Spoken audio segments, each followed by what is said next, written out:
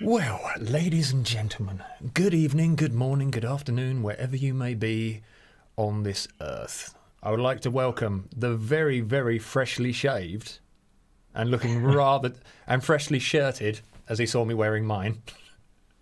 So we're going to be shirt brothers for the evening. Mike's inspired me to get creative with my shirts. This is about as creative as I get. It's a good start. I've set you on the correct path. Trust me, after this lockdown finishes, we are going to go shirt shopping and it's going to be beautiful. I'm looking forward to that because I've been wearing like the same 4 shirts on rotation for the whole thing actually since it started. I will get you to discover the joy that is charity shop shopping. It's a glorious thing on a budget. It's great. So, ladies and gentlemen, this is the very lovely Sam Wale. So, Mr. Sam, for those of you who don't know who you are and have never heard of you, would you like to give a little bit of background as to who and what you are? Well, what I do, I'm a composer and producer and sound designer for a company called Alibi Music Library. We make music and sound effects for movie trailers, TV promos, TV shows, video games, game trailers, all kinds of media, really. So I've been head of production with Alibi for the last, I think, 6.5 years. And for about 10 years now, I've been a freelance composer. So, yeah, I do a bit of all sorts, all kinds of different music, different sound effects. It's difficult to get bored. I started off in metal a very long time ago. You had hair back then as well, didn't you? Yeah, and back when I could play a guitar, that's what got me started. But I kind of discovered that there was more to music than just that genre that I was hooked on, and I wanted to explore other stuff. And this role has really helped me do that because I get to do a bit of everything. Excellent. So, sums it up. We will come to your transition over from heavy metal to what we see today. So, where did it all start for you? What got you into music in the first place? Oh, I don't know. I think I had keyboard lessons from the age of about 7, and I was quite an obsessive child. I'm quite an obsessive child now as well, actually. I would say adult, but I'm not. No, you're not. I was quite obsessive. So at the time, the first thing that got me into music, I think I was playing keyboard, and it was Michael Jackson. It was all I would listen to. And oh, really? My parents paid for me to have keyboard lessons and do the whole kind of curriculum thing. You know, have like the complete keyboard player, book 1 and 2 and 3, and I think I learned like the first 4 songs in the first book, and then I just wouldn't learn anything except for Michael Jackson, and I wouldn't read the notes because I just couldn't get I still can't read music. I don't understand how people do it. So I just used to listen to it and pretend to read it to keep my keyboard teacher happy, and I would just play along. And from there, I kind of grew out of that and got into playing guitar. And I was about 12 and got into like Marilyn Manson. I think was the next step. The goth, hooked on all that. The goth metal changeover. Michael Jackson to Marilyn Manson. It's quite an abrupt shift, that is, I think. That tends to happen with a lot of people, though, doesn't it? There seems to be they'll be sort of hooked on one thing, and then something completely polar opposite will come along, and it'll be just a massive sudden impact. And be like, oh my god, I was the same. I was kind of into indie and Oasis and all that thing, and then Iron Maiden came along, and that took me off. How did that hit you? Like, did someone just give you a tape or something? I saw the cover of they did a Best of the Beast album, which had like a booklet and all that kind of gubbins. And I saw that, and it had all the different Eddies from all the albums on the cover. And I was like, oh my god, this looks absolutely awesome. And then from there, I put that on, and I'm like, I've arrived. This is, this is what my life has come to, this point. So I've had a couple of those moments. I think there was a point. I think I was about 10, and I remember it was my stepbrother Mike, and he had this CD of Antichrist Superstar by Marilyn Manson, Yeah. And I loved. He played it to me, and it just blew my mind. And that's all I wanted to listen to. It's And that I remember first he copied track, it. isn't it? The first track in that just absolutely rips your asshole open. Yeah, I just think I did not see that coming. I had Exactly. no idea that was coming, Yep. and never heard anything like it. And the same thing happened a couple of years later, actually. And again, it was my stepbrother Mike. I think I've got him a lot to thank him for, actually. But he got me into. I think I was 12, and I was visiting my dad, and he said, "You got to listen to this. It's so good, and you won't have heard anything like it." And he put on this track, and it was all like church organs and choirs and stuff building up into this like ripping guitar track, and it was Midian by Cradle of Filth, and I just Ah, believed my ears, and I was just blown away by it, and that's what got me properly into the metal stuff. because your first That was your first metal band Corvus, or did you do anything before that? No, that was the first and yeah, not the last, but it was the main one that I've sort of put my energy into. How That old? was a long time ago. Yeah, it was a long time ago. It's scary to think, isn't it? And how old were you when you started Corvus? I was 14. It was Really? I don't know what it was. Yeah, 2004. I was 14, and I remember a couple of friends from school, Sam Curtis, the drummer, and Adam Patterson, bass player. We teamed up, and we just decided to write some stuff. And I had this. I think it was, there's a half term around Halloween time. It was you get like a week Oh off at yes. school at that point, and we just decided that during that week I had this 4-track tape recorder, so we were going to write and record our EP, and we had no idea what we were doing, but I just pulled out my guitar and plugged it into this horrible, nasty distortion pedal that I had, and we made some riffs, and we recorded. I think we had the drums set up in my mum's dining room, and we had an SM58 vocal microphone, and my friend Rick sat and held it over the drum kit whilst being a rest for the kick drum. So he sat in the middle of the floor, and the drum kit was up against his back, and he just recorded it like that. We didn't know anything, but it was raw as hell. I've got Which is what people photos like. of exactly the same thing. Setting the drum kit up in the dining room at home, pissing all the neighbours off. You were living out in the middle of the country though, weren't you? So it wasn't too bad for you. At that point, I was living in the middle of Chelmsford, so Oh. yeah, the neighbours weren't too happy. I reckon they were even less happy when it was my turn to have my first attempt at black metal vocals. Just crouched down on the floor with a like fucking Gollum with a microphone, just growling, making these weird noises. How did you find your first venture into black metal vocals? Because there's a certain technique and a certain sound to achieve, isn't there, to get it right? It was literally out of necessity. I was really scared, but we had the drums down, we had the bass, and we got the guitar down on this 4-track, and that was it. And we had one channel left. And I remember Adam, the bass player, said, "Right, it's your turn now. You've got to do some vocals." And I said, "You sure you don't want to do it? I've no idea what I'm doing." And he said, "No, you do it. You're the guitarist. It's your job."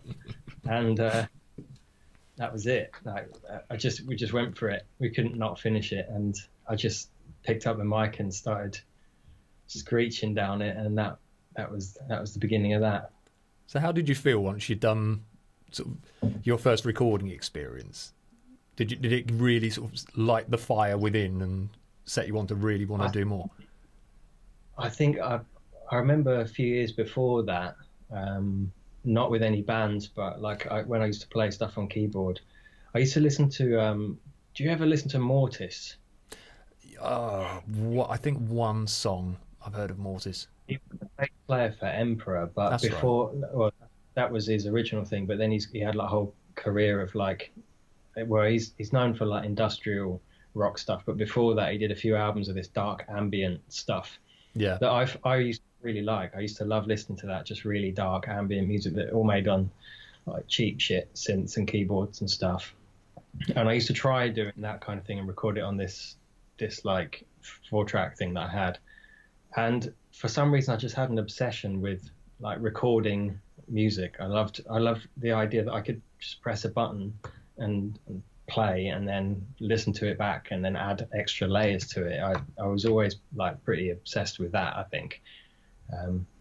So yeah, that was before, but when I did that with the band, it was the same thing. When it came to like people saying you've got to play a gig now, that didn't feel good. You get up on stage, it's in front of loads of people. That did not really feel like a natural thing to do, and never really has. I'm not much a fan of live performing. I'm more about putting something together in the comfort and quiet of my little home studio. You're more of a man behind the scenes kind of person, aren't you?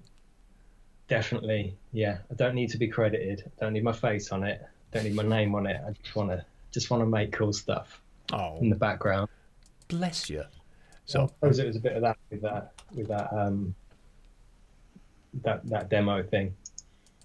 So how many albums did Corvus do?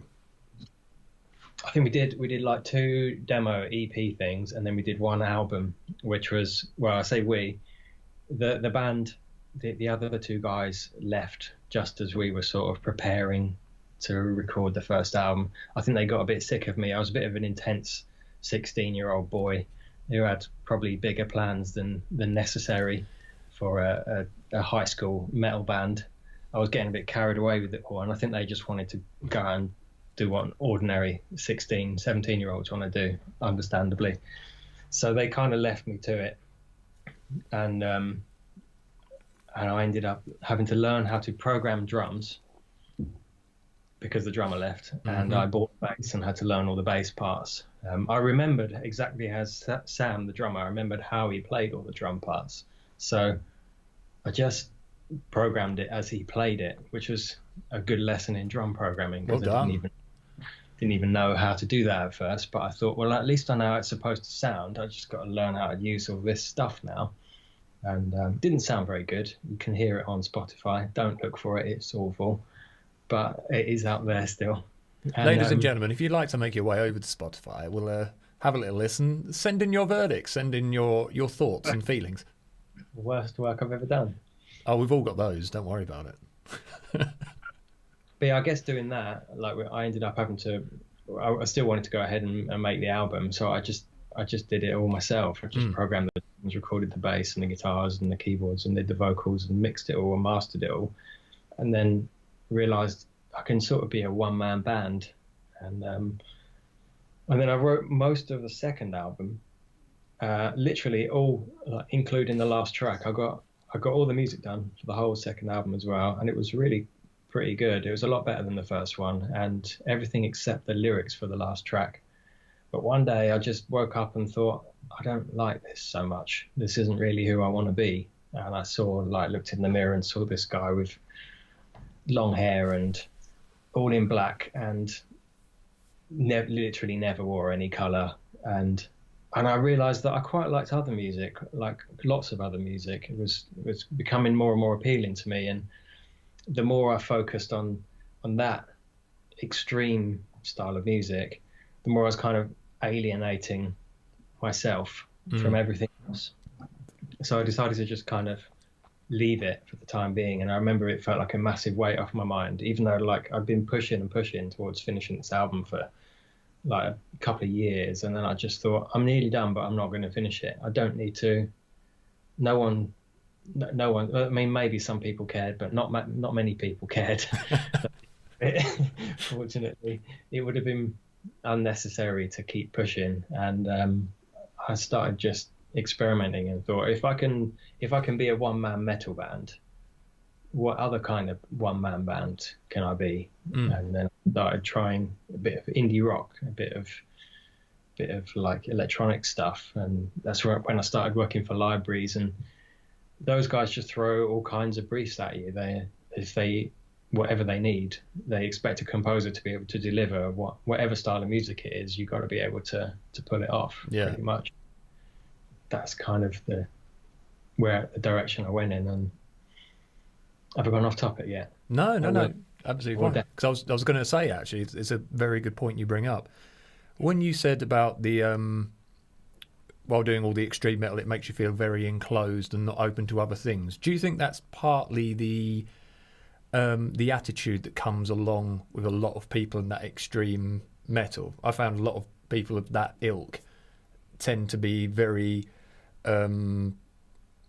elitist and tend to be that this is the only true kind of music kind of thing. And yeah, there is quite an arrogant attitude that can come with people who play and listen to that kind of music, like it's almost on a level above other music.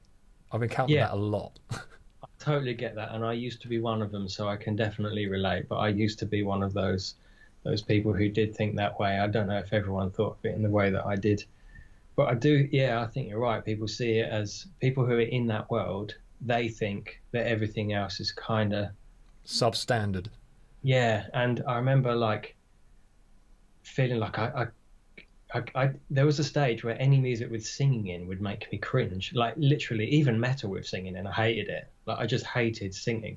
Yeah. It's like, how weird is that now to look back on? But like, throughout all of my teens, like even metal, if I heard some power metal with some big operatic vocals on, I'd be like, oh no, no, get it away from me. I need screaming. That's the only thing I hate somehow. I don't do melody. Fuck off. It's the only thing most people can't tolerate is metal. Like, Yeah, pretty much. but the people who are obsessed with it, it's the only thing they will listen to. It's quite yeah, it is an elitist thing, and yeah, it's weird because that whole scene is a lot about being able to, I guess people say they want to be different and be able to express themselves, but actually it's a lot really about being in a comfort zone. Everybody's doing the same thing, listening to the same music that they've been listening to for 15 years. Like, there's not a lot of new stuff in that area being made that people are really passionate about. If you look at Bloodstock Festival, I'll recognise every band on there because it's been the same bands probably from when I went. It's not exactly a fast changing thing in the same way as other styles. No. And I don't think that's a bad thing. I think it's awesome, and I still really like that stuff. I just don't like the fact that at the time I felt tied to it, especially being in a band who, when you do that kind of thing, like you can't be in a black metal band and also be like going to clubs and listening to drum and bass and stuff because it just doesn't fit with that thing. Maybe you can, but I didn't feel that way at the time. No, I think with the kind of fan base and clientele, they I don't know whether they expect, I mean, this is a complete generalization, but I don't know whether if they expect you to live the myth that goes along with black metal. So when they saw what was the film where he interviewed Matey from, he was sitting there with his glass of wine and they said, what is your musical inspiration? He's like, Satan. Is that Gorgoroth guy? Yeah. Yes. I can't remember his name. But Gal, yeah. Like that was just priceless. I think it's the only style of music that has such a strong culture around it that you have to absolutely live it and breathe it, and like it with a uniform and an ideology. And I don't know, maybe I'm wrong. Maybe there's other styles of music that have that too. Maybe there's loads, but that's the only one I've really been close enough to realize that it's actually quite limiting and not something I really want to like identify. Like, it's weird how this you're in that kind of scene anyway, in certain kinds of music, your taste in music become your identity. For me, my music taste has nothing to do with my identity. That's something else. It's just like my food taste has nothing to do with my identity. Like, people don't look at my shirt and go, he looks like the kind of guy who likes tagliatelle.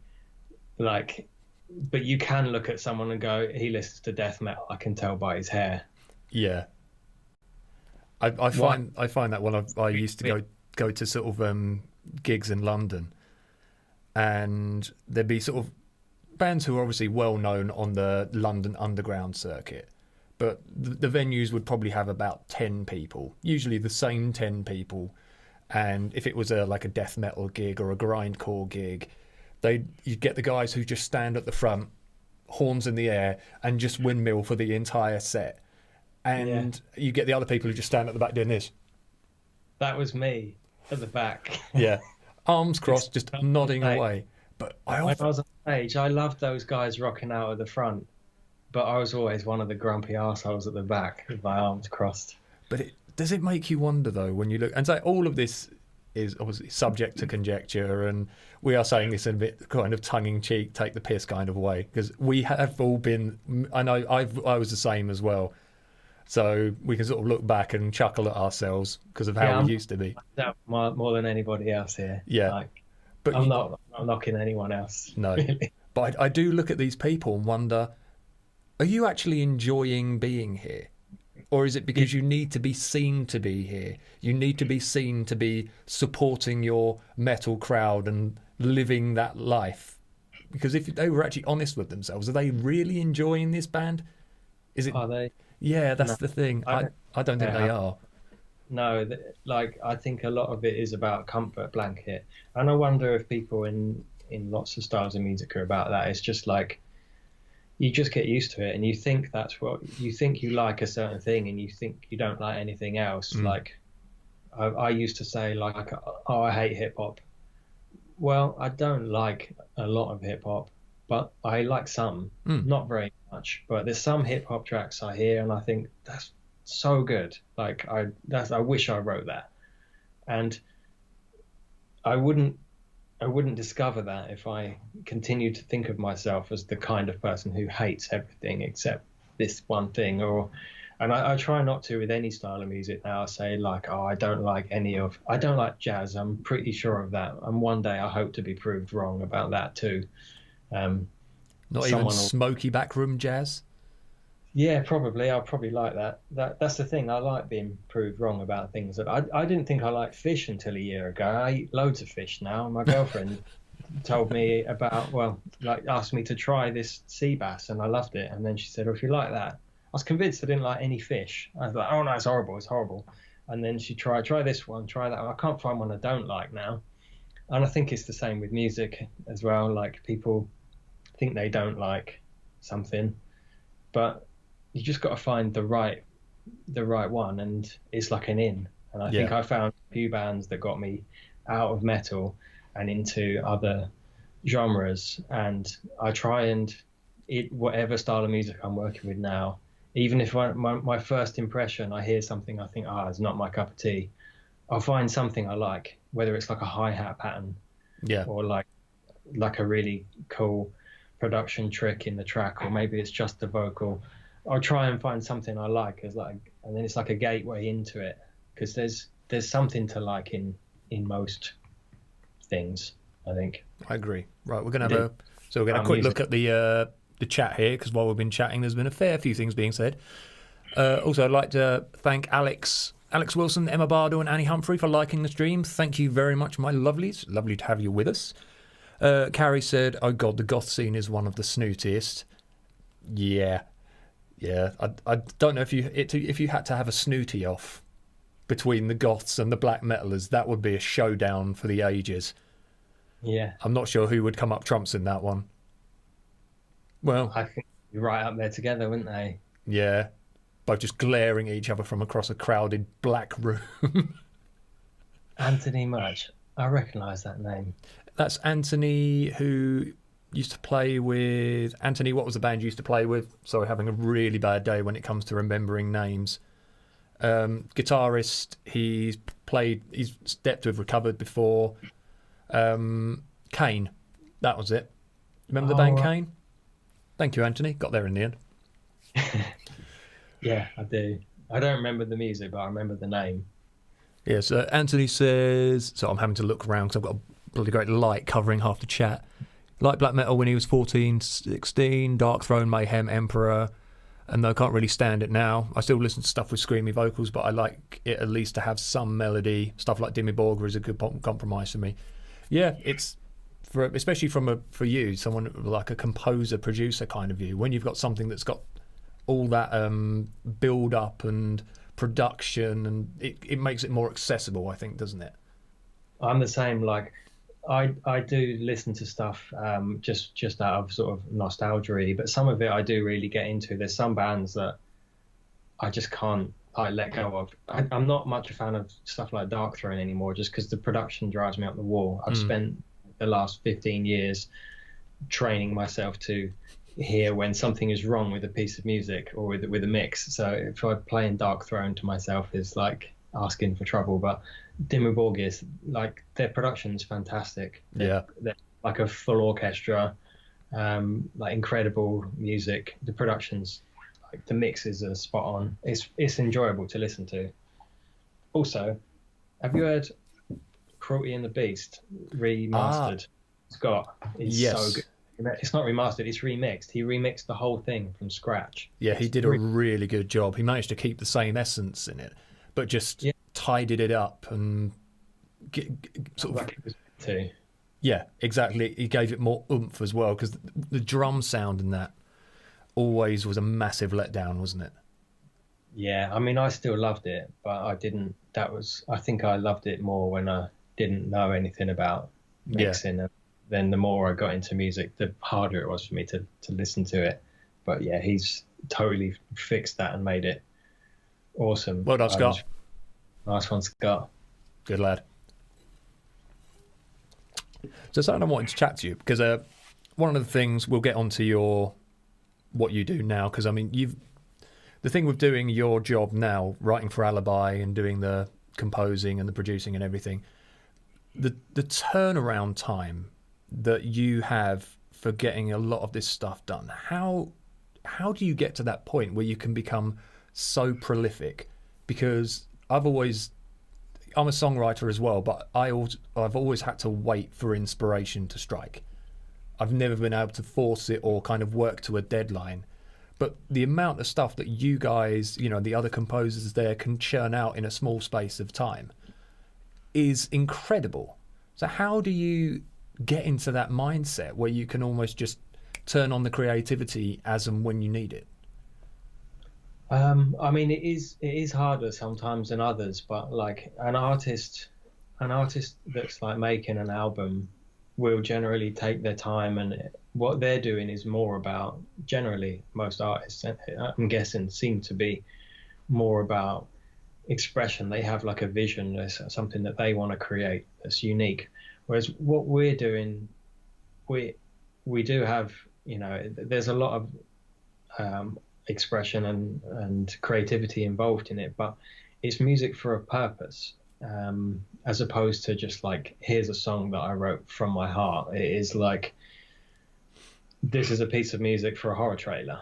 It needs to tick a number of boxes, or it could be like an orchestral, like a contemporary classical orchestral piece that would be perfect for like a Dove commercial or something like that. It's got to be like, and we do loads of stuff like that, and it's really fun. But it's got to like hit a certain spot. It's got to tick certain boxes and fulfill a purpose. So it really depends on what style we're working with. But I think knowing the end goal for what you're writing a piece of music for, you've got something to aim for. You kind of, it's going to be structured in a certain way. It's got to have a certain feel to it. It's got to build it a certain way. So you kind of got a framework in place to begin with. So then the bit to fill in, you really got to fill in the gaps and like come up with right melodies and chord progressions and stuff like that. But yeah, I guess it's a different approach. Like if you said to me, like, just sit down with a piano and write a song about anything, I'd really probably struggle with that. But if you said, write something like that is supposed to create a certain feeling, well, then I've got something to aim for. And I think that's maybe the difference with artists and bands. Like, they don't necessarily start a song with, this has to do this. They do tend to wait for like an idea to come. Yeah. Because we kind of have to generate them. We have to be like, right, we are making music for like survival drama TV shows or something like that, and this is what they need to sound like. And we'll listen to reference tracks and we'll listen to other stuff in that style and go, right, these are the things it has in common. And you just start getting ideas down.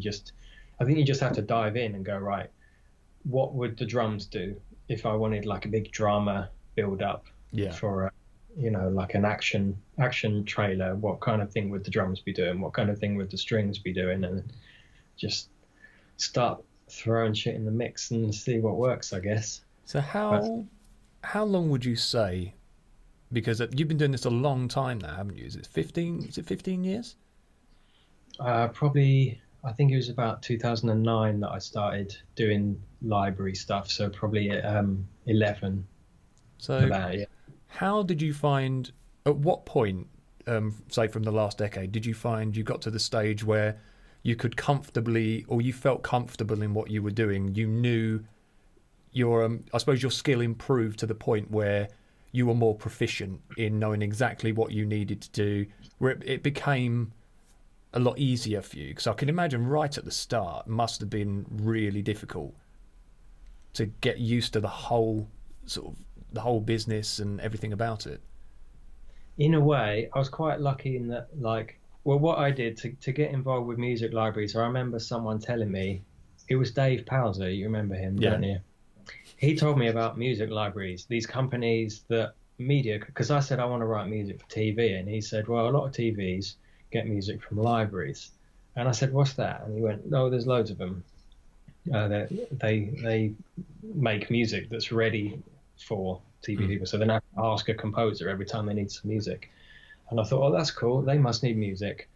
So I Googled music libraries and found, this is like 2009, I found like email addresses for 100 or so. I think that was my goal. That was like, if I contact 100, one might answer. Yeah. So I did, and I think I teamed up with a friend at the time, Charles, and we got a little SoundCloud page with a few tracks on it. Like, here's an action track, here's an electronic track, here's a rock track, and whatever. And we got a few examples of music we could make on our computers in different styles. Stuck them up in a little link, and I emailed it to like 100 different companies that I could find the names of, and fortunately a couple of them responded and said, this is cool, do you want to do this for us? And they would just ask for things, and because I just didn't want to turn down any opportunity, whatever they asked me for, literally anything, any kind of music, I would just figure it out.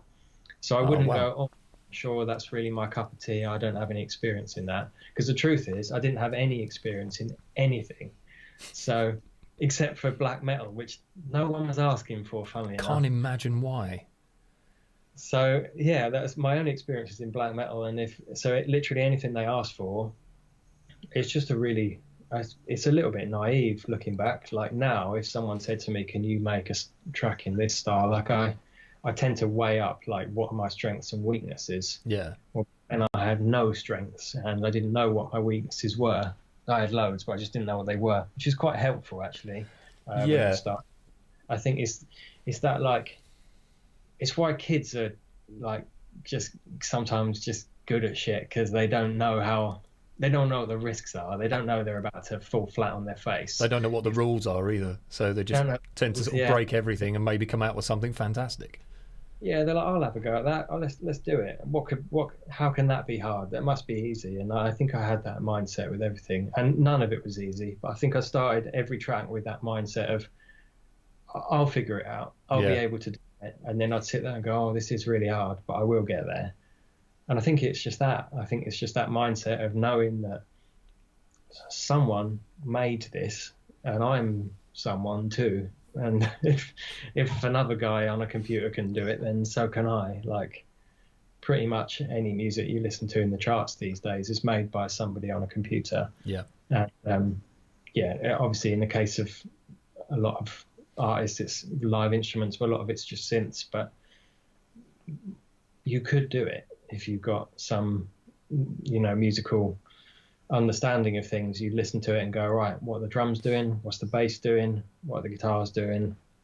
Do something similar. Suddenly you've got a new track that kind of sounds reminiscent of another one, but it's not a copy. It's your own thing. Yeah. I guess that's kind of how I used to do it, and still do. Well, that's cool. You mentioned mindset, because I think that's going to be a nice segue into our next section of what we're going to talk about. Let's just quickly address some of the comments and things we've had. Mr. Alex Wilson says, "Yep, I remember so many gigs like that." I'm just talking about people standing at the front and just, "I'm so metal." Now, the last gig me and Mike were at together, we drove around while Mike sang. Were we driving around on your wheelchair, Alex? That's about right. Usually we get in Alex's wheelchair and drive through the pub. That was good fun. Was that the Corva's first ever gig in Ipswich? I remember him rocking out at the front. He's a good boy, is Alex. Yeah. Anthony says, "I don't think he will know me from Kane, but me and Sam were at Colchester Institute at the same time briefly.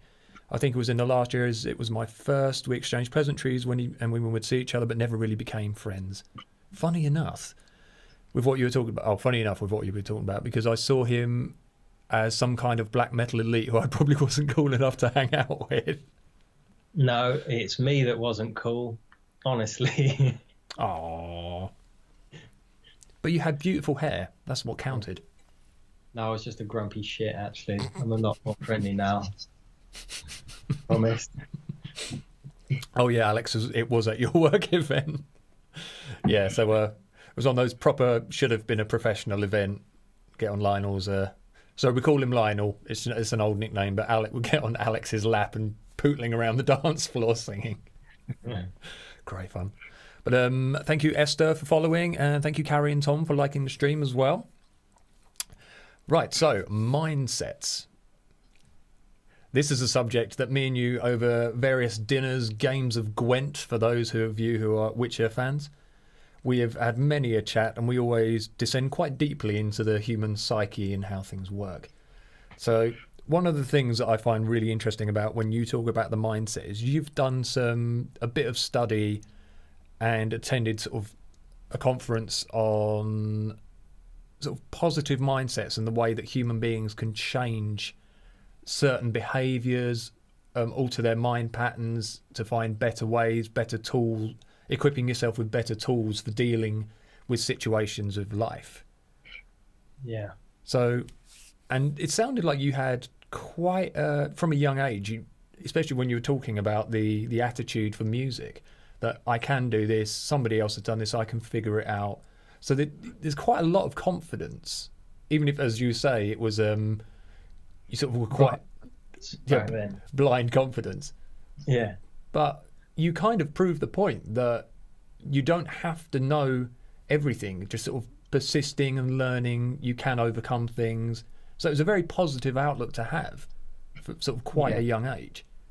So have you always been like that? Yeah, I don't know about positive. I guess when people say positive thinking, I think of very happy, smiley people who think everything's just going to work out really well and everything's going to be wonderful. I'm not one of those people, but I am someone who thinks if I want to do something, I will find a way. Not if I don't want to do it, I won't find a way. If someone says, "Could you build a motorbike?" Well, I don't have a need to, so no. But I know people who do that, and they do it because they want to, and they figure it out. It's not like that. That's the difference. Anyone who's generally successful at anything thinks about it in a way that makes them different to the people who aren't successful at it. And I'm always intrigued by what that difference is. Like, I like to understand how people think. Like, if two people are doing the same thing but getting completely different results, the one that's doing it badly, I'm not so intrigued to know what they're doing. But the one who's absolutely nailing it, I'm thinking, what's he doing? What's she doing? What's going on in their head? Because most of the time, it's not just about doing crazy hard work. I think a lot of people think success comes from working really, really hard. And it is, to a point. It definitely comes from applying yourself. But it's not a case of the harder the better. Like, you don't get rewarded for punishing yourself by just working blindly like a maniac and suffering. You have to work in the right direction and do the right things and make the right decisions. And yeah, I guess I've always been curious about what kind of decisions people make to get where they want to be. And some people learn a lot faster than others. And how is that? And what are their techniques for learning things? Some people can spend, 2 years. Some people play guitar for 2 years and be incredible. I played for 6 years and never really got that good. Why? Join the club. It's 'cause I really like playing guitar that much. I only played it because I liked metal at the time and it was the main instrument in there, but it wasn't really there wasn't enough drive for that. But there's other things that I've learned really quickly and got really good at quite quickly, and they're things that I've been really passionate about. So I think that is kind of a key thing. You've got to really care about what you're doing. Yeah. But I think I've gone off it again. No, not at all. No, it's all part of it, because I completely agree. A person's passion and drive can make the difference between you putting in. I know this from teaching students. When you get somebody, this is one of the reasons I was never a big fan of teaching children, because a lot of the times the parents would be kind of, little Timmy going to lessons and everything, and the parents are driving the kid, but the kid just wants to go out and play football. Yeah, he doesn't want to be there with the guitar, does he? He wants to be playing Game Boy or iPad, or now iPad, not Game Boy anymore. Game Boy? You're not old enough for Game Boy. Come off it. Yeah, I used to play Pokemon. I loved it. That's all I wanted to do when I was supposed to be having keyboard lessons. Playing Pokemon.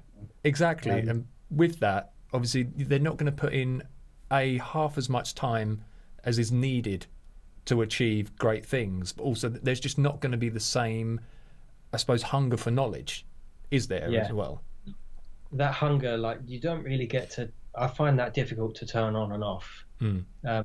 It's really difficult to turn off, actually, and I think that's something that's helped me is having quite an obsessive personality in a way. Like, if I'm interested in something, it will completely consume my attention a lot of the time until I feel like I've got what I wanted from it. And normally it's learning. I want to understand things as well as I can. And I do it with all different kinds of music, particularly when I start learning a new kind of music, or learning to produce a new kind of music or compose in a certain thing. I just can't stop exploring, or watching video tutorials or reading manuals and things, because I want to get there. But I think going back to your question, I don't think I've always been positive, but I've always been certain that if I want to do something, I need to there will be a way, and if what is in the way, I will just get around it. There will be obstacles, and I will overcome them, whatever they are, and unless I lose interest before that happens. Which is what happened with my band thing. I think that was one reason I was reluctant to give up, because I thought, I've started this, I've got to finish it.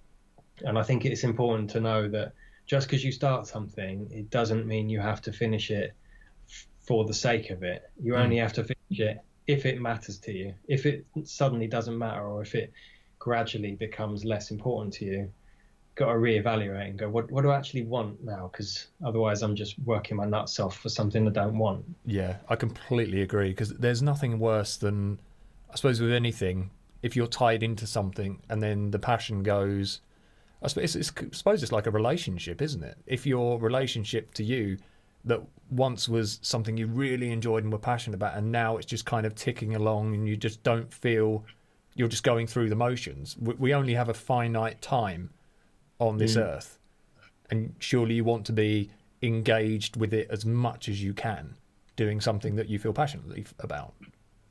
Yeah, life's pretty short. We might as well try and enjoy as much of it as possible. And I've always thought that about work, and I've always wanted to do something that I care about as my job. And I remember seeing a quote once, I can't remember who said it, but it was something like, do what you love and you'll never work another day in your life, or something cheesy like that. But it's saying, that's a nice quote there.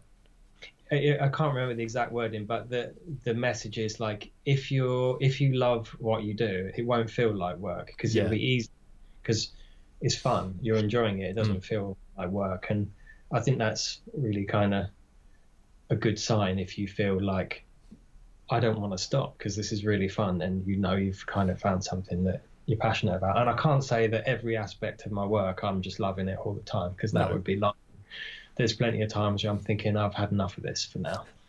But on the whole, I really like it, and I'm really interested in it, and I'm constantly learning. And as soon as I stop learning, I kind of panic and think, right, I need to get back into learning mode, because that's when good stuff happens. That's where the passion comes from. Is like constantly feeding yourself new information and being in that state of, what do they call those four? You've heard of those stages of learning. You've got that unconscious incompetence, and then incompetence. And I like to be at that stage as much as possible. Conscious incompetence, where I'm thinking, I know there is so much that I need to know, and there still is so much in so many areas of what I do to learn, and it blows my mind every day. Like, I'm thinking, I thought I was good at this. I've just discovered something that I should have known for years. It's good. It's fun. Yeah, I think that. Do you think there's a pattern between people who have a lust for knowledge and a lust for learning new things, finding better ways to work around things? Because obviously everybody's different. Every human being is their own human being. But when it comes to sort of some people who will just feel complacent in something, I mean, there's so many things that can hold, which is one of the things we talk about a lot. One of the human beings are very good at holding themselves back for a multitude of reasons, whether it's low self-confidence. Again, I think a lot of it can come down to your upbringing as well. Like, I'm presuming you had quite a good upbringing with a fair amount of support from your parents. Yeah, I've got great relationships with my parents and all my family. They're all lovely people. And I think that, that probably does help. I remember my mum and my dad both saying to me on separate occasions, if you're going to do something, do it properly. And that's stuck in. That's a good lesson. Like, and finish it. Yeah. And I think, do finish stuff unless you have a reason not to. But I've lost the thread again. That's all right. But yeah, when it comes to, because the reason I asked that is, I know, like, for me, I had very supportive parents who, and I think when you grow up in that kind of environment, it gives you a decent internal belief structure that you can achieve things. That I think when your parents are sitting there saying, we'll help you, we'll nurture you, that can make such a difference to the outcome of a human being. Because I know people who have not had that support network, and they've had bad family relationships, or they've been abused in some way, and they just don't have any self-belief, and it's such a tragic thing to see in a human being. My parents have always sort of like told me that, like, when I was a kid, I remember sort of feeling like they told me I was clever, and I didn't really know what I had to compare that with. But like, I always felt like I was at some sort of an advantage, and I had no excuse not to do things properly or do things well. And they were encouraging, like, if whatever you want to do, you can do it if you keep trying. Whereas I get that a lot of people don't have that. A lot of people's parents or partners or siblings will put them down and say, oh, you think you can do that, you'll never amount to anything, all that kind of rubbish, which is really harmful stuff to say to people of any age, but especially as kids, because it really does stick with them for a long time. It doesn't have to stick with them for life. They can overwrite it with work, but it does stick, doesn't it? Like, that kind of conditioning is not helpful to people, because it then causes them it causes their sort of limiting beliefs that they can't do things. And I think it's better to, you got to be a bit realistic, but to encourage people that, like, there's a whole world out there. There's so many things that people do, and we're all people, and we can choose to do any of those things. Yeah. Probably not all of them at once. We can't all be amazing at everything, but you pick something and put loads and loads of your time into it, you'll get there eventually, won't you? Well, it's what you said about the fact that it doesn't have to be that way. And this is one of the things I really like to talk about, and I like to talk about with you, because I think I've seen too many success stories of where people have managed to change their life around with the right amount of help by applying certain methodologies in their thinking, looking at things from a different perspective. I know this is something me and you have talked about quite a lot. Because what was you went to like a seminar or a thing that was talking all about?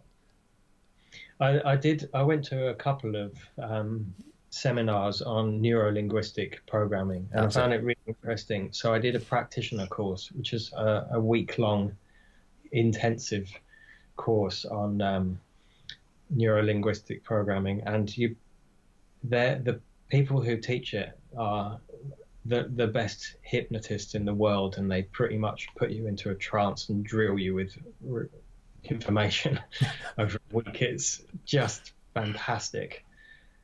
I would love to do it again. I think I'll probably, if they are able to get it up and running again after this coronavirus stuff, I'd love to go again and do it again and just refresh all the knowledge on that, because like it's a huge amount to learn in a short space of time, and I do forget things and then suddenly remember them and think, I've got some really good tools in my mind for dealing with this kind of issue, or like overcoming this kind of thing, or maybe I can help that person with this.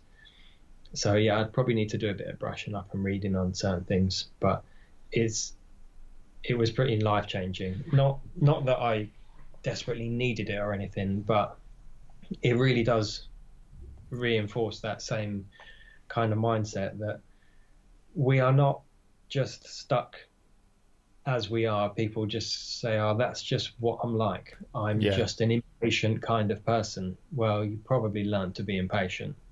Or I'm a nervous person. I just get nervous. I'm just scared of things. Well, you learn to be scared of things. That there's a lot of things about us that are fixed. We are going to have personality. Everyone's got diverse personalities, but there's a lot of parts of us that are learned over time, and we reinforce them, and other people reinforce them for us. And it's just useful to know that, like, they're not all set in stone. You can change things and you can change the way you think, which changes the way you feel, and the way you feel massively affects the way you act. Yeah. So someone who thinks they can't write a piece of music, for example, well, probably won't be able to. And I remember hearing this. I listened to this book a few years ago called The Secret, and I'm not a big fan of the book. It's really spiritual, airy-fairy stuff that I'm not a fan of, but I like the underlying message of it, which is I'm not going to try and sum it up. No, don't worry. But there's a quote in that book from Henry Ford, and he says, whether you think you can or you think you can't, either way, you're probably right. And that's a really famous quote. And I think it's so true, because if you think you can do something, you're on the right path to asking the right questions, which are, what do I need to do to make this happen? Whereas if you think you can't do something, you're on the wrong path, because you'll be thinking, what's going to get in my way? What reasons do I have that this could go wrong? And then your brain starts to generate the answers. So if you say, like, if you get out of bed and say, what could go wrong today? Your unconscious mind is literally like a calculator reeling off the answers, and you might hear some of them. The others you won't hear. It'll be doing some of them without even telling you. You'll just be getting shit feelings, and you won't know why. But you will be starting to think, well, it might rain, and I might get a phone call from that guy I don't want to talk to, and I might have to go and do this, and things might go wrong. I might run out of money, whatever. All these things that people can worry about, they'll start to come up. And if you ask yourself what could go well, what have I got to be excited about, you'll get a different result. Yeah. You'll start looking at the world in a different way and noticing the things that you have to be happy about. And the only difference is between a happy person and a sad person is what's in their mind. This is what I find it very interesting when it comes to having perspective on what you have, and because a lot of us in the Western world, we're pretty privileged. You know, obviously there are people who are really struggling, but most of us, compared to what a lot of the rest of the world has to deal with, we've got it pretty good. Yeah. Even just the general standard of living, when you look at people who are supposedly not well off, who are supposedly quite poor, you still look at what the conditions that they live in and the things they have are still miles above what a lot of other people have. Yet we still have this feeling of we're not good enough, the life we have isn't good enough. We seem to put this immense pressure on ourselves. That we just have do you think just human beings have a very self-destructive tendency? Yeah, they do. And yeah, like you're saying, in an age where like we don't have to worry about getting eaten by bears, we don't about like starving to death. I mean, nearly did with the supermarket situation, but like even that put things into perspective. There was a day like at the beginning of that. I'll just go off topic for a minute, and then I'll try and come. There is no set topic in these conversations. Like you know, when the shops were all selling out of food and stuff, and I went into a shop. I was in town getting a haircut, and I thought on my way back I'll just nip into a supermarket and see if I can grab some meat. And I found a bag of like salmon and a bag of chicken breast that were like ready to put in the freezer, like 6 in each. And I bought them, and I felt really pleased that I'd got them. And I thought, I've never left a supermarket feeling like I've just had a massive success to leave with a bag of meat and fish before.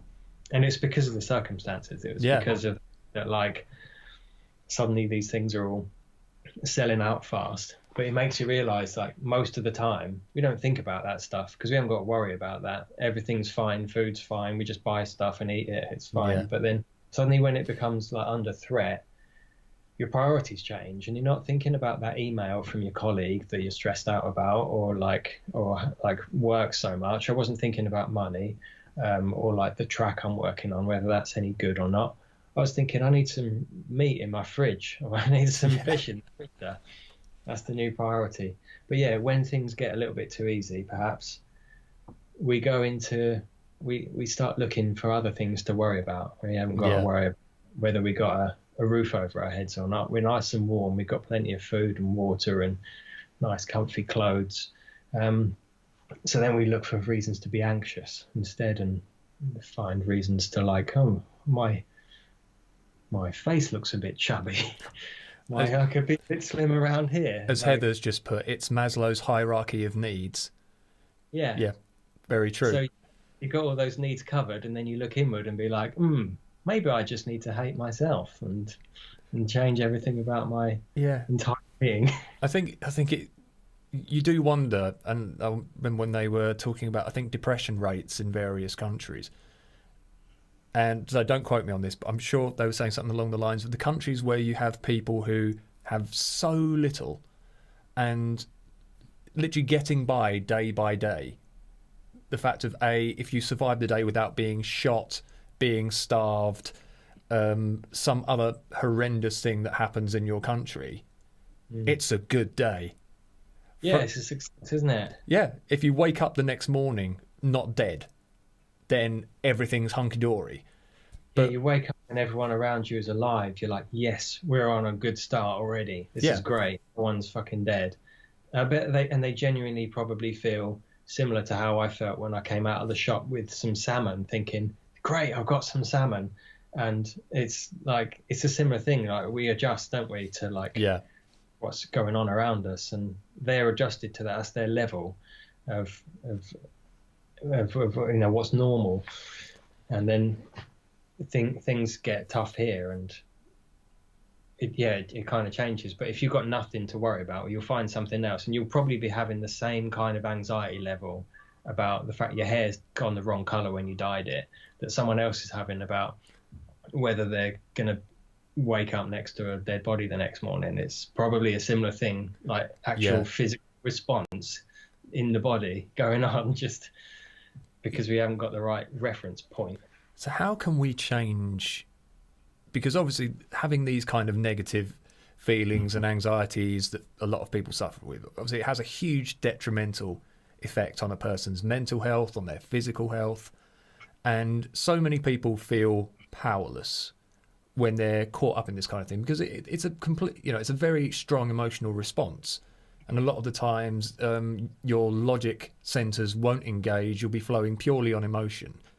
And it's at this point when people feel that they're powerless to change, that there's nothing that they can do, there's nothing that they can achieve that's going to change things. But there are so many things, even small changes, and like ones that you've talked about before. So with ones that, because I know you've said you've struggled with this and that, obviously compared to a lot of other people, the struggles that we've had were probably, we would consider very mild compared to some people who've been through really, really sort of chronic things in their life. But what things have you found that just certain tweaks, certain adjustments, has just said, we talk about everyone having a window of tolerance a lot in my EMDR counselling, and that house shift depending on circumstances. Yeah, completely.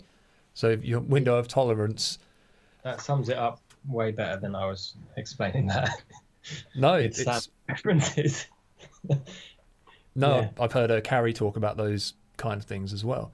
So what sort of tweaks have you...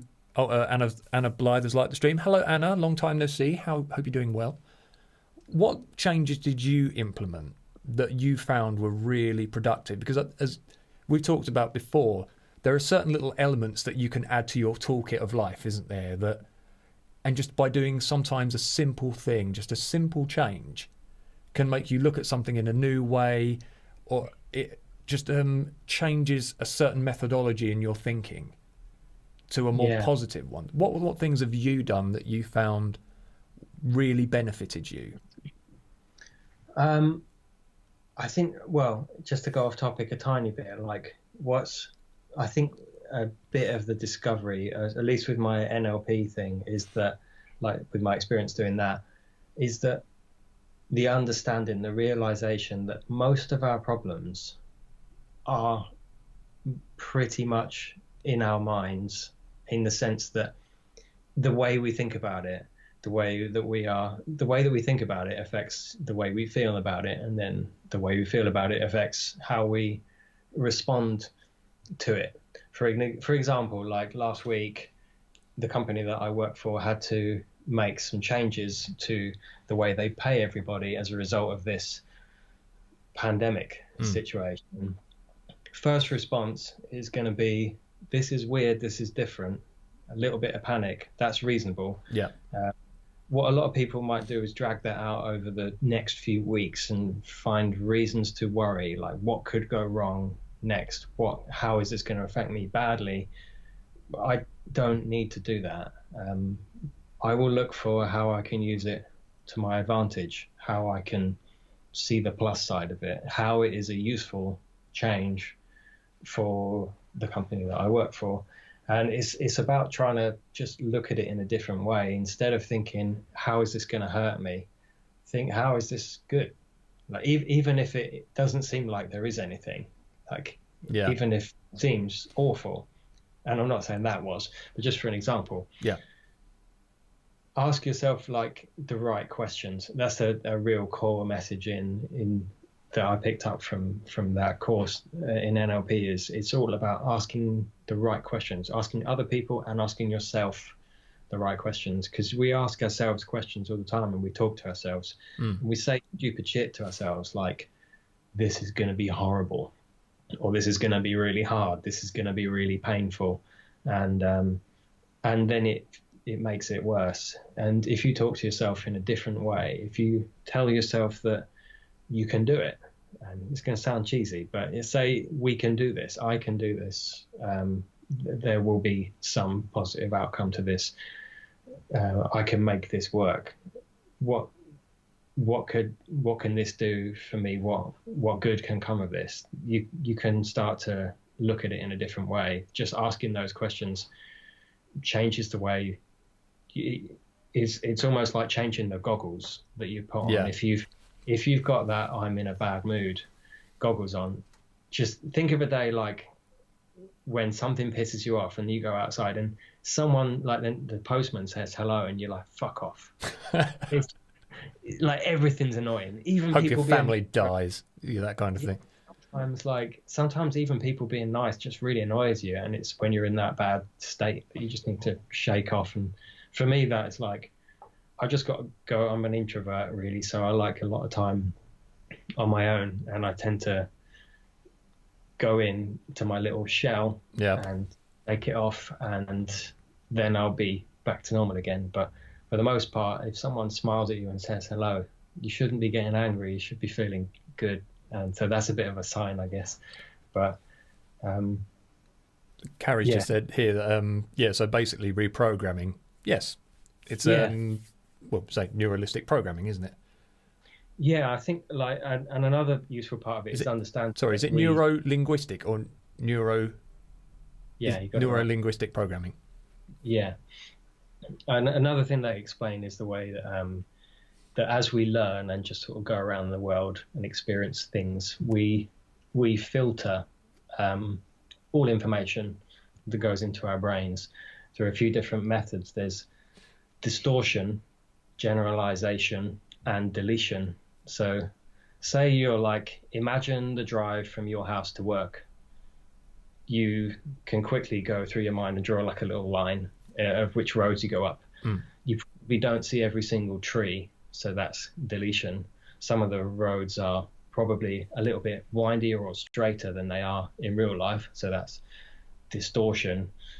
And I can't think of a good example for generalization on the subject of roads, but that's all right.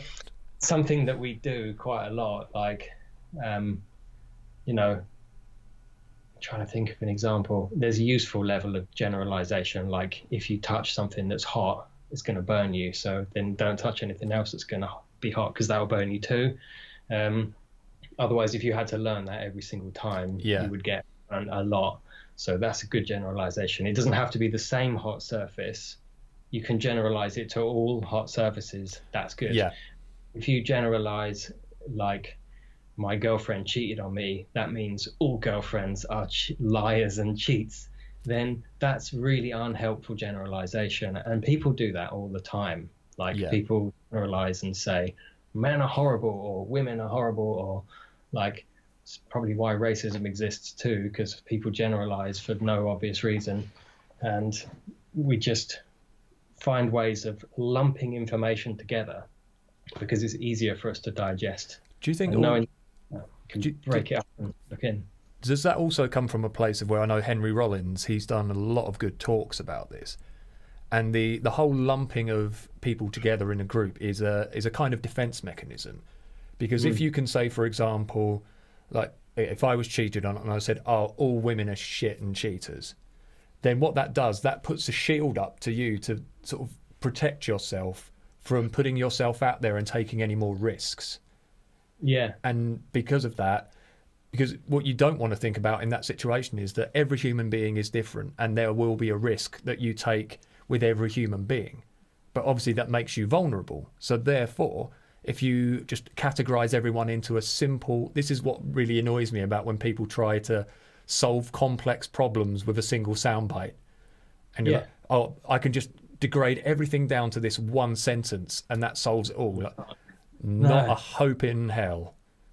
no, because but that is it. That's a perfect example of like generalizing, isn't it? And people saying, right, everything just fits into that category. But yeah, it is probably a defense thing, and also it's a lot about laziness. Even if I go back to the example of saying like I don't like fish, Mm. because I haven't tried them all. Like if I tried every single one of them a few years ago, I would have probably found it would have been awful because I didn't like the first one. But keep going is probably unpleasant. But Yeah, you actually go, oh, you're right, you got me. I like this one. But it's easier for us to just go, nah, don't like any of that. Like so many people are with metal. Like we both come from that background of liking that stuff, so I mm. can appreciate it. But how many people have you spoken to that say, I hate all metal, it's all an absolute noise? And you think, well, you're just really narrow-minded then, because you haven't Yeah. heard all metal to be able to say that for sure. You might hate it all if you heard it all, but you probably, There'd be if you really, something in there that would probably tick a box or two. yeah, I reckon if you spent like 12 hours listening to loads of the best stuff out there, you probably realize that there's actually something good about it, which is why so many people like it. But yeah, um, generalization is, and those things are like the ways we kind of filter information through, and they can be incorrect. Mm. And I think that's kind of what I was getting to, is that we create like a model in our minds of everything that we're learning about, understanding. We even do it with people. Yeah. When we meet a person, we sort of condense the information we have about them into a few little sound bites, so that we're like, oh, well, this person, I know he likes pizza and he listens to metal and he drives a Jaguar, and that's everything I know about him. That's Paul. He's the pizza metal Jaguar man. And we sort of sum everyone up into a little lump like that, and then you'll get talking to him and realize he's actually an entirely different person. Yeah. To that. It's got so much more depth to it. But I guess we do the same with everything, and just knowing that and being able to go in and open them up is a useful thing. So Yeah. we can go, just because I think that doesn't make it real. Like maybe I've created an incorrect model that I need to deconstruct and have a look at, and maybe I can put it back together exactly as it was, or maybe I could make some improvements, make it a bit bigger, expand the map, and then I've got a more elaborate That's thing. a really nice way of putting it, actually. And that does address part of what Carrie's asked, which is it actually that simple, though? Like things start doing your head in and you are just purposely change the negatives to a positive. It's not a simple thing to do, but it's kind of in the experience I've had and that I've seen Carrie have, that it's a behaviour that you have to try and get yourself into. And as you say, it's the looking at your situation and trying to interject between the emotion that you're feeling and what the reality could be. And I think it might have been you, actually, who told me give 5 ulterior options to what something could be? Was that you who told me that? No, that wasn't me. What's that then? That sounds interesting. It's a really good method of, like, say, for example, if you jump to a conclusion. So Yeah. if I got a phone call from a mystery number, now I could, if I was, say, an anxious person, maybe I'd been involved in a breakup and someone was stalking me, or I thought somebody was. Your immediate thought would be, oh my God, this unknown number is probably this person. So you think, right, yeah, so what are my 5 other options it could be? It could be a wrong number. It could be someone saying, hello, we've heard you've been involved in an accident recently. Could be British Gas. Exactly. It's having those, it's taking the time to think of those other 5 options. Yeah. Because we often go with our first like knee-jerk response. Yeah. And it's okay to have a knee-jerk response, but just knowing that that's all it is pretty useful to be able to go, right, yeah, it could be that, but yeah, maybe there's other things. I would answer Carrie's question saying is it actually that simple? Well, that's not all there is to it. There are a lot of techniques that are taught in that field that make it easier to do that. That's just one thing called reframing, which is pretty much just turning anything on its head and going, Like if someone said, right, you're getting fired tomorrow, how do you feel about that? What are you going to do about it? Rather than go, oh my God, I'm screwed. You'd have a bit of that, but then it would be useful to think about how that could also be good, and what new opportunities could come of that, rather than just feeling like absolute despair. Yeah. A bit of despair is probably useful, but only useful so that it gets you into gear to do something else. It's about resilience, really, to be able to go, right, something bad's is happening, but what am I going to do about it? Rather than, well, I'm a victim. Oh, I feel shit. How does that make me feel? I feel sad. Why do I feel sad? And then going into a spiral downwards. Yeah. It doesn't do anything for you. And if you've got someone there to lift you out of that hole repeatedly, then great. But that comes with a price, I feel. That for people who, and there's a thing where people say that you have to hit rock, some people have to hit rock bottom before they will make a change in their life. Yeah. I've seen that happen on quite a few occasions with people, but also I've seen it to a point where a person's will to actually change their life, they have somebody in their life who enables them to carry on behaving in the same way they're behaving. So, for example, say you've got, if you have certain character issues, say you do suffer with anxiety, and your partner is your crutch that you go to every time you're feeling bad. Yeah. What happens there is that if that partner is incredibly supportive and makes you feel good about yourself, he's taking the work away from you that you should be doing for yourself. So you become emotionally dependent on what that person gives you. So if you're out in public and he's not there to support you all the way through something, how are you going to deal with the rest of the world if that person isn't there? Rather than, and they can say you're being uncaring and unemotional and you're not supporting that person. But if you're trying to help them to deal with their own issues, surely that is a benefit. Yeah. Yeah. I think probably what you'd do is try and work out what it is that helps every time, and then help that person to learn to do that automatically, rather than lean on someone else to do it. And sometimes we just need to vent. Like if I have a bit of a bad day at work, I would talk to Esther and say, like, this thing's really pissed me off, and I don't really need her to tell me how to solve it or anything. I just like to say it, because I think that is one reason I don't really suffer with things. Don't really get to me for long, because I kind of think of myself a bit like I've never said this out loud, but you know, like how a whale just bursts out water. Oh yeah. I do that when something pisses me off or upsets me or something. I kind of get it straight out there fast. Yeah. Maybe to the person who needs to hear it, or maybe just to someone else and say, I'm really annoyed about this.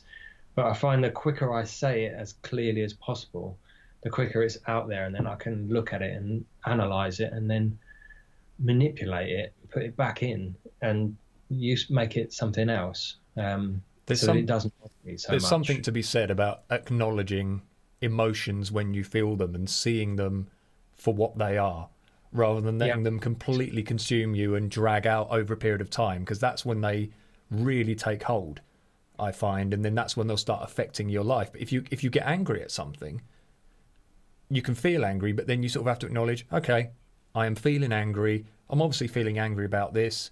That's okay. Now I've got a choice. And it's knowing that you have a choice of what to do with that emotion. Is when people feel that they have no choice, I think that is the most destructive. Like, I can't get out of feeling angry. Well, you can, but it might not be the easiest thing in the world for you. But you can accept it, but then you've got to try and let it go.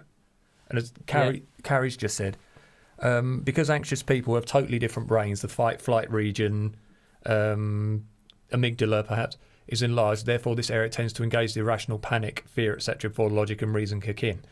That is true, but it is also possible to interject with that.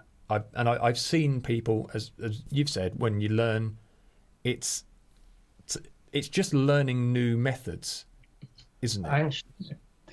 I guess there's different levels of anxious, but anybody can sometimes feel anxious. Sometimes, there'll be some people who feel anxious every day, and there'll be some people who get severe anxiety once a year or once every few months, or some people will just suffer with it really intensely a few times in their life. So I don't know. I'm not an expert on that stuff, but I do know that people who are really good at maths have a bigger part of their brain that does that, and our brain actually changes shape when we learn.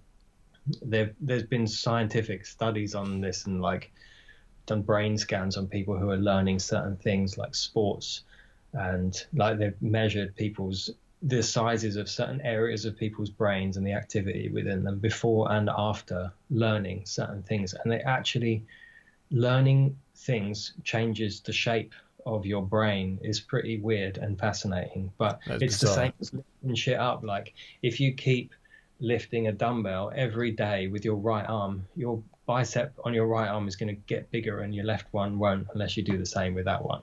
And every teenage boy can testify to that. Yeah.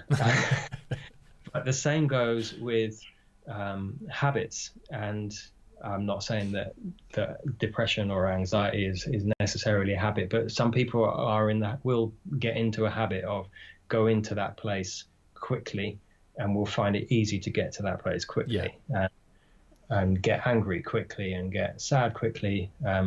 Some people get excited really quickly, and that's probably a pretty useful one to be able to get into.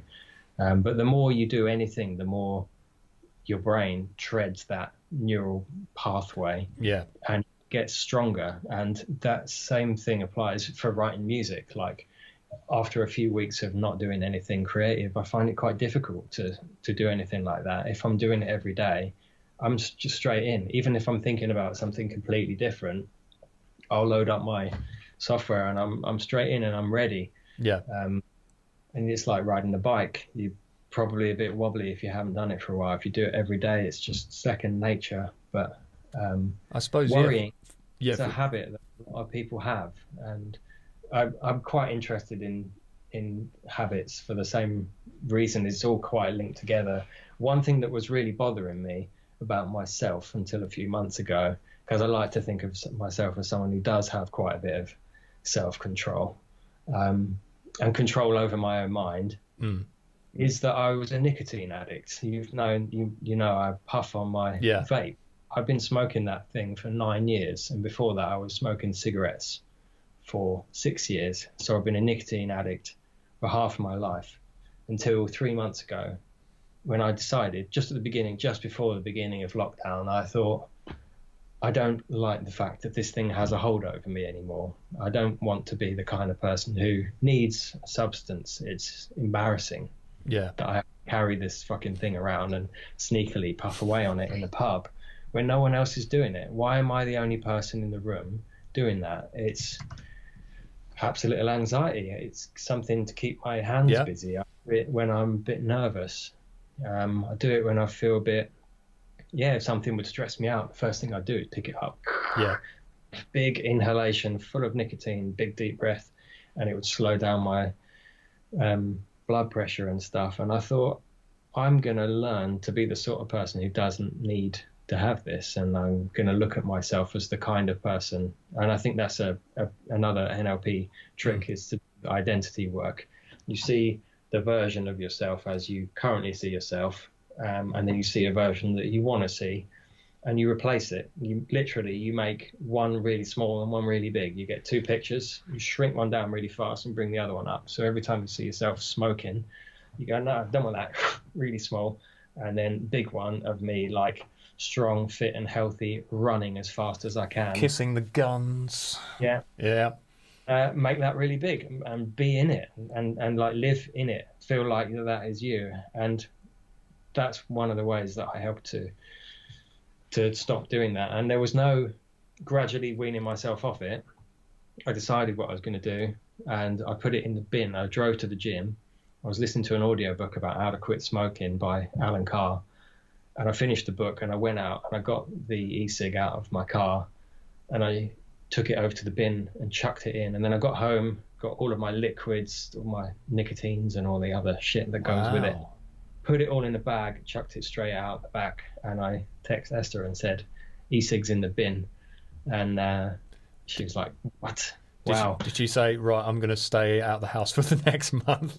She should have done. I was an arsehole for like 3 weeks. And that is the natural response to taking yourself off a really addictive substance. Like, nicotine is horrible. And when you're withdrawing from it, it makes you really grumpy. My temper was so short. Like, everything annoyed me. Yeah. I couldn't think straight. Like she'd say, "Do you want a cup of tea?" I'd be like, "I don't understand the question." Like, Luke Rage.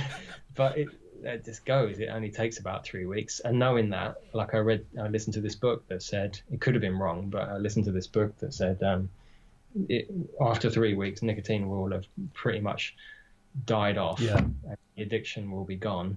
And I thought, okay, all I have to do is put up with 3 weeks of misery. I can do that. I can put up with 3 weeks of anything. So I did that, and it was true. It doesn't affect me anymore. I don't think about it. Don't miss it at all. I think that's one of the things, though, isn't it? Having an end goal and looking to, because I think what a lot of people, they feel in a moment that I don't know how long I can deal with this. I can't deal with this for that long. But it's knowing that something is going to pass. I know when I used to have like depressive episodes and things like that, even when I was, at my worst, I would still know that this isn't going to last forever. Just keep going, just keep ploughing on. There are worse things in the world that could be happening. Again, it's putting it into perspective, isn't it? And trying to sort of get an image through of where you want to be. That's really important. Something you do as well? You'll try and take yourself out of the moment and go, look forward a little bit. This will be gone soon. For me, it depends. I mean, generally, I kind of look at life as the only thing I'm in control of, and I just see what Esther's put. She did really well. She did well. I think everyone. I'm really sorry. It was worth it. Round of applause, Esther. Well done. Not for me. For Esther. You did good, kid. She did good. But I think because I don't tend to think that the only thing I'm in control of in my life is my own decisions. So therefore, when other people do things to me, again, the only thing I can choose is how I respond, the choices I make because of that. So if someone screws me over, I can then go, right, I now have a choice of whether I get rid of that person, whether I keep them in my life. So therefore, I tend to be able to know that as long as it's something within the choices that I make, I don't have to look too ahead in the future, if that makes any sense. Because I can solve most things fairly quickly. It's only when something external that I don't have much control over, like my depression at the time. That took medication to help me. Everything. The thing is, with something like depression, for me, there wasn't really anything in my life to be depressed about. So therefore, I would sort of look at things and go, well, it can't be this, it can't be that. My life's pretty good.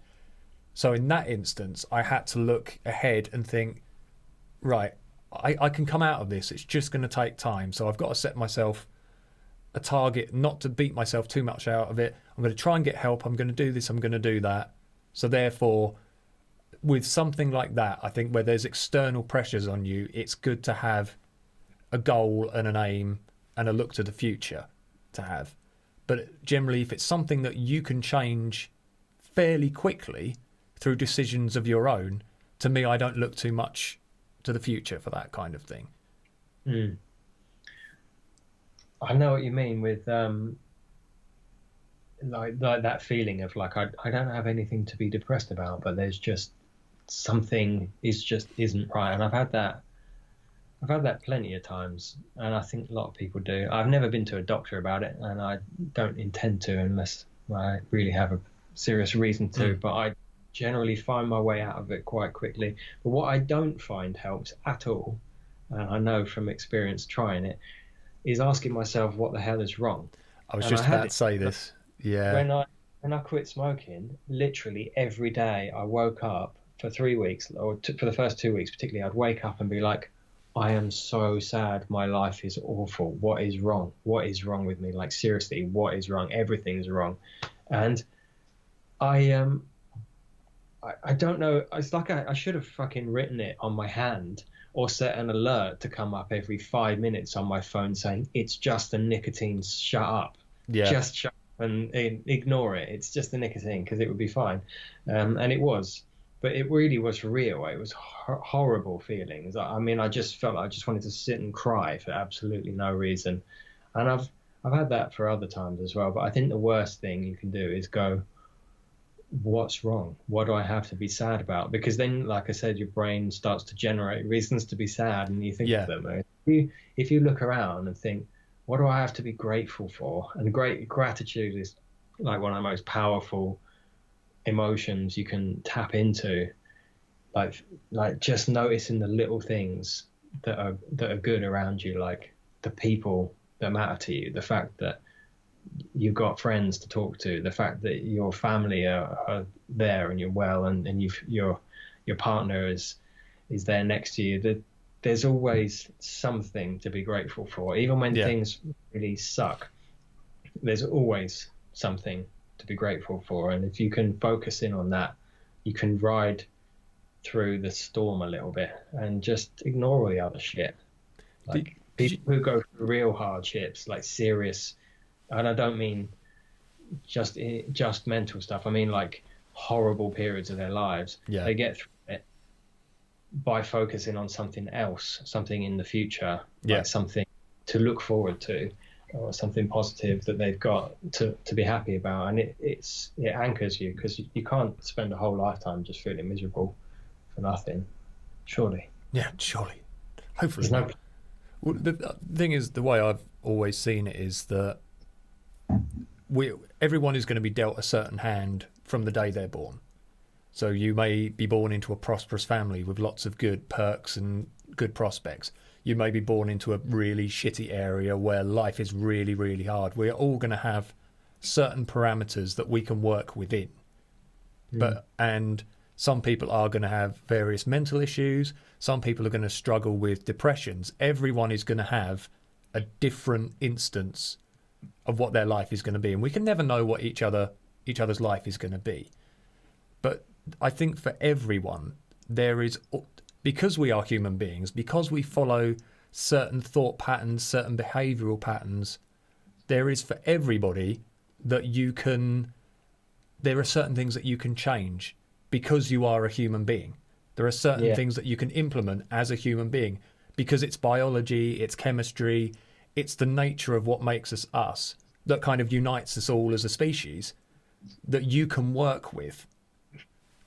Something that's another thing that was kind of covered on that course that I did was like how powerful the brain is at creating emotions and physical responses. Okay, so this is the brain, the body's physical response to what your brain is doing. So if you were like, imagine if you were to like shut your eyes and imagine walking down a dark alleyway that was getting darker and darker, and you could start to hear footsteps behind you, and you couldn't see any light in the distance, and then there's more and more footsteps, and someone starts to chase you, and you start to run, and you look behind, and there's some figure behind you. If you're really vividly imagining that scenario and you're actually scared, you can be sitting in a really comfy chair in a nice, warm, safe house, but feeling scared because of a sequence of pictures and sounds in your mind. We are really capable of transforming the way we feel. That's what horror films were invented for.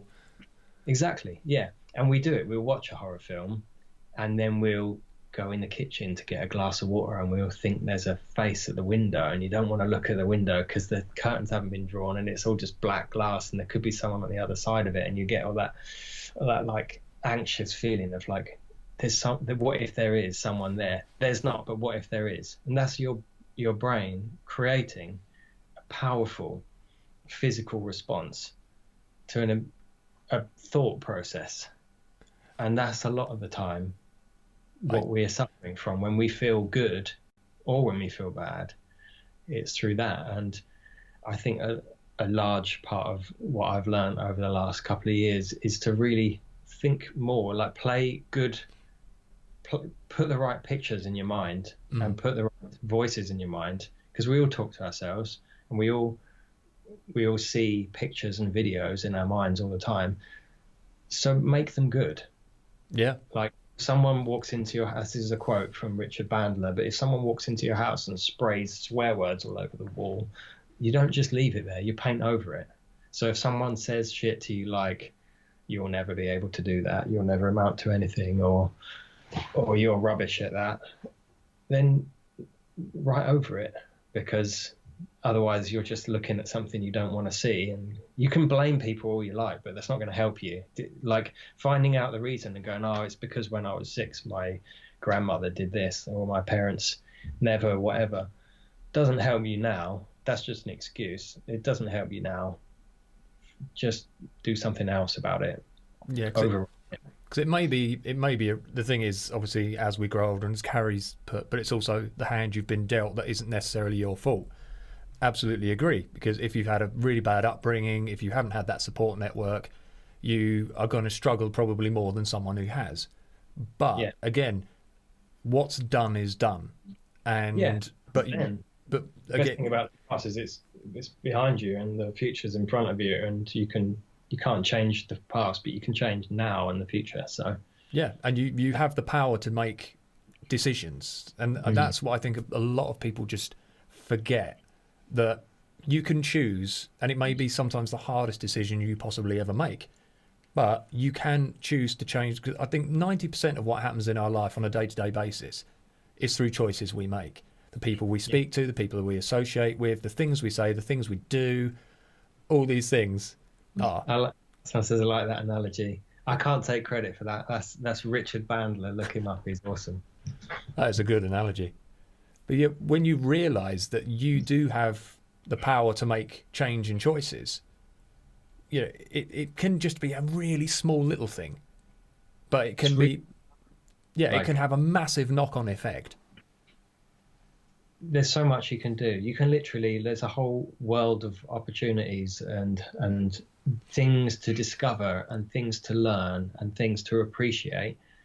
There is no reason to feel bad for long about anything. Like, bad shit happens, but I just try to be resilient and move on and find things to look forward to. And it might be a little bit difficult in a time where we're all stuck indoors and we can't go anywhere, but I'm really looking forward to flights, airlines reopening, so I can go to places and start seeing the world again. And in the meantime, as soon as they announced lockdown, I know a lot of people were freaking out. I'm pretty lucky. I've worked from home for like my whole life, so we're hermits anyway, aren't we?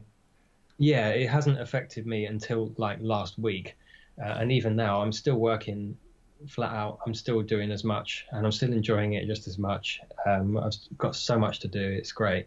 But I remember at the beginning of that lockdown thinking, okay, cool. What can we do? Like, and we've learned to cook loads of cool things. We've actually, Esther and I have got fitter and better at cooking than before. We've been doing these crazy home workouts and this like new diet regime that's involved lots of cooking stuff we've never done before and lots of intense workouts that we'd never normally do because the gyms are shut.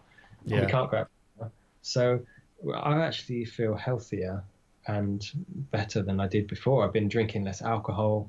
I've been eating less rubbish. I've not had a biscuit or a beer for 3 months.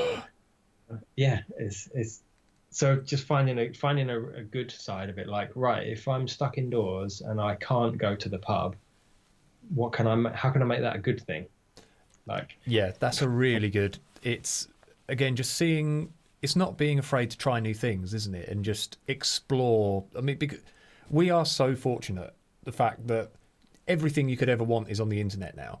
If you want to find new information, if you want to, you could binge watch. You could spend your entire lockdown learning. You could just watch back-to-back documentaries on YouTube and learn more probably in that 3 months than you could ever do in your life. Yeah, it is so much easier now. I've been saying this quite a bit recently, but because I used to use Logic as my main platform for producing music, because that's what I was taught at uni. And back then, which was like 12 years ago, there wasn't a lot on YouTube. not like to the level there is now, like all these tutorials and stuff. And a lot of what I learned has been a gradual process over years of just figuring shit out. But I just recently, again, in lockdown, I've decided I want to change things up and learn a new thing. I've decided to ditch the program I've spent the last 12 years making music in and try a different one. And I'm switched over to Ableton Live. Oh, yeah. Really know how to use. And I've been watching loads of videos and learning it. And it's really inspired me because I've been forced to relearn everything kind of from scratch in a way. Not from scratch because I do have a lot of foundation knowledge that I wouldn't have had ages ago, but it's been a real nice experience to like relearn and fill in all the gaps in my knowledge and start fresh with something else, which I don't think I would have done if it wasn't for the lockdown, because I would have just been carrying on with work as normal and just, you know, stuck in our routine. But I think there's been quite a few benefits, and for me it's meant learning a few things and making a few positive changes. And I don't know, how have you found it? I found it good because it also, like learning new things, all this live streaming stuff. If lockdown hadn't happened, I don't think I would have got as deeply involved, learnt as much, because I spent days and days just sort of tweaking and just learning new bits, constantly researching, okay, how do they do this, how do they do this? And God, you know, it was a hell of a struggle just to try and get to grips with it all. But once you get there, and then all of a sudden you see how everything links to each other and all the options that are open, you think, oh, I'd love to do this, oh, now I can, you know, just learning all the like looking on there going, like, it's like a wormhole, isn't it, on YouTube, because you watch one video and it lines up the next one, like Netflix does, saying you might like this, and you're thinking, yeah, I might, but I haven't got 40 minutes to spare to learn another thing. But now you have, and it's like you can just binge information and new ways of doing things. For me, it was being obviously it's not great for the economy and everything, and I was what's the word when you furloughed? Thank you. Because I was furloughed for a month, and in that month I achieved a hell of a lot, and it was great. You know, it was just so nice to have the time to explore something new and really, because especially when you're designing something or you're creating something, like, you know, with music, if you that isn't your job and it's something of a passion, you come home from doing your job and then you sit down and get involved in something like this. Before you know it, it feels like half an hour's gone, 4 hours have gone, and it's time for bed. Because that's how you know when you're properly in the zone, is the time just disappears. And I love that when I find it, I have a bit of a battle sometimes balancing my job with Alibi, with composing, because I have a lot of responsibilities with the company. I have people that I have to, that I get to work with, a lot of projects to oversee. So it can be difficult sometimes to just completely switch off and go, right, I'm going to just make a cool track now. But when I do, and I just turn my emails off and just get in the zone, everything's full screen and I can't see what the time is or anything like that. The time just disappears, and you think, 2 hours gone. I haven't even stood up yet and got some water. Like, it's crazy. That's how you know you're having a good time, and you're in that proper learning zone, that productivity. I know if I haven't been for a wee for a good couple of hours, that I'm completely engrossed in something. Because 100%. Being the old man I am and having the shittest bladder known to mankind, as people who've seen my live streams will testify, I'm normally like 10 minutes in, shit, I need a wee, have to run out, come back. But once you get engrossed in something and completely absorbed, so time flies when you're having fun. Time flies when you are experiencing just something that you can really emotionally and mentally invest in. I love that state. That is, I'm obsessed with that state, and it's like a trance state, and that's something that they did a lot when I was on the NLP course again, which is kind of why it's all very linked together. If I think about it, they seem like all different interests, but actually music and NLP are pretty closely linked for me, in the sense that there's a lot of like trance state stuff going on Like, and it's a lot about learning and improving the way you think and the way you respond to things and finding better ways of doing things. And I can't again. That's what. That's all right. I was going to say have a look because this has probably been one of the longest interviews I've done. I knew this would happen when me and you get talking. We've done an hour and a quarter. No, hour and 45 minutes so far. Alex has just said, I think we always compare to others. I have lost count of the amount of times I have said to myself, I could do this like that person if my legs worked. Or as people are looking at you thinking, I wish I could be more like him, because there will be. There will be. Everyone does that to the same point. Like, everyone's envious of something. I could name a quality in every single one of my friends that I wish I had. That's why we choose our friends. That's why we love those people, isn't it? Yeah. Like, yeah, I can totally understand. Why people do those things. It must be. It is hard, and I look at people and think, oh, if I was him, whatever. But I think you got to try and look at it in a different way. Like, we've all got our strengths, haven't we? Yeah, and I think with something like that, say if you have a disability, we're all going to be limited. The thing is, we're not all born exactly the same. We're not going to experience the same kind of life. So we are going to have tragedies. We are going to have great times. Some of us are going to come to the end of our life scarred and damaged and beaten up to living hell, basically. Some people might get to the end of their life not having lived at all. But the thing is, if you are disabled and if you have a certain thing that you feel restricts you, just remember there are going to be other people out there who have different kind of restrictions. You may be completely physically able to do a lot of things, but you may suffer in certain areas mentally. So I'm restricted by sort of various things, but it would be different to what other people have. So yeah. I think when you feel like that, don't ever feel that you're completely alone, because everyone is going to face some battle, bruv, isn't it? But battles, mate. Get in your battles. But yeah, everyone is going to have a battle of some description in their life, and everyone can, as you say, everyone can look at somebody else and think, I wish I had this, I wish I had this, I wish I had this. But if you think like that, you're going to really struggle to get through life. You've got to be glad of what you have, what you can do, and try exploring new avenues that you are capable of. And sometimes things that you feel that you might not be capable of, because you never know, you might surprise yourself. Did that go on too long? That was good. That was a good one. Well, there was once in a lifetime is a fairly good achievement for me. You remember the second half of it, but it's like I'm going to have to find it and then I'll send it to you. But it's a good limitation.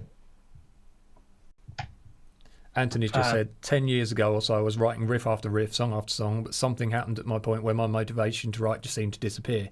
Anytime I would try to write it would sound crap to my ears, although having listened to some of what Sam said about the frame of mind, namely having the mindset of thinking, yeah, I can do that, I may have to see if I can get back into writing my own music again. There's something about writing music, and it's very easy to especially criticize your own work and think it's shit. Yeah. That's something we all do. I find it's actually, this is like to open up a bit, I've found it harder as my career has progressed, partly because my standard has increased. Also, I work with some fantastic composers now. When I was at the beginning, I was the only composer I knew, really. So I was writing music and sending it to these companies, and people were going, yeah, this is great. So that's good for my ego. And then I started the job that I do, where I now work with a team of composers, and people submit music to me for feedback. Sometimes I have to reject stuff, but a lot of the time, because I work and I've chosen such a great team of composers that I get to work with, they send me fantastic stuff, and I hear it and think, I fucking wish I'd done that. Like, I wish I wrote that. Yeah.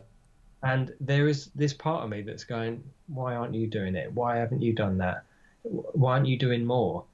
So I battle constantly, and I do try and do more, but it is a bit of a back and forth. But that's a useful battle, and I'll tell that voice to shut up if I didn't think it was helping me. Yeah. But it is helping me, because it's that, even if it might be a bit of a negative one, that's where I'm getting to about, it's not always about positive thinking, it's about useful. Yeah. If my voice is bullying me into going, you need to get your ass in gear and write something as good as this guy's track, well, that's going to motivate me more than going, you can do it, go on, you can go, you fucking get on with it. That's gonna make me like get my head in gear and go, oh God, I need to do it, and then I'll do it and I'll enjoy it and I'll feel really happy that I've done it. Well, that's the quote found God. it is, the greatest personal limitation is to be found not in the things you want to do and can't, but in the things you've never considered doing. I think that we need to have a chinny stroke on that one. That's sort of quote, isn't it? But yeah, it's the greatest personal limitation is to be found not in the things you want to do and can't, but in the things that you've never considered doing. And that's a pretty exciting thought, isn't it? That yeah, there may be things that I wish I could do or I wish I had done, but what about all the things that I haven't even thought of? Goes back to your talking about the black metal days and the not considering other forms of music again, because you've shut yourself off to the great intricate tapestry that the world sort of weaves around you. So yeah, exactly. Like when I was even 18, I think, or say 16, and I was playing black metal on stage. If someone said to me, by the time you're 30, you could have written music that's been used in multiple movie trailers and made sound effects that have been used in movie trailers like Star Wars, I'd go, no way. No, I can't do that. How would I do that? How to do that? No one's taught me how to do that. I didn't do that at university. Didn't do any of it at university. You just learn it as you go. And if you find you're interested, you just keep fueling it and keep pushing and trying, and you get there. But yeah, there's a lot of things that I probably wouldn't have thought of back then that I've done, and there's probably a huge number of things that I could do now that I haven't thought of yet, and that's exciting. That's why I'm hungry to keep learning, and I think doing stuff like that, thinking in that way, keeps me feeling, I don't know about positive, but I think there's quite fun, I think. Yeah, there's some.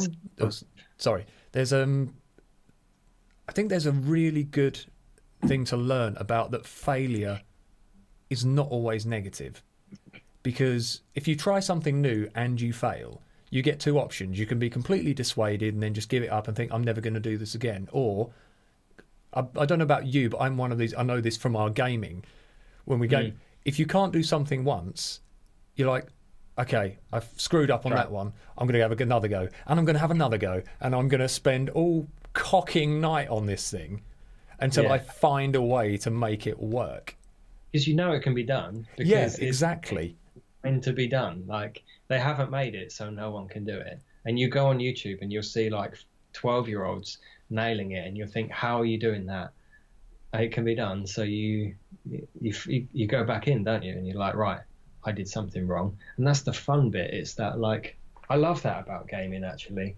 I know gaming's got a little bit of a, people have mixed views on sort of gaming, don't they? Like, I think a lot of people who don't fully understand it think it's for kids and teenagers and stuff. I said this, me and Andy were talking about this.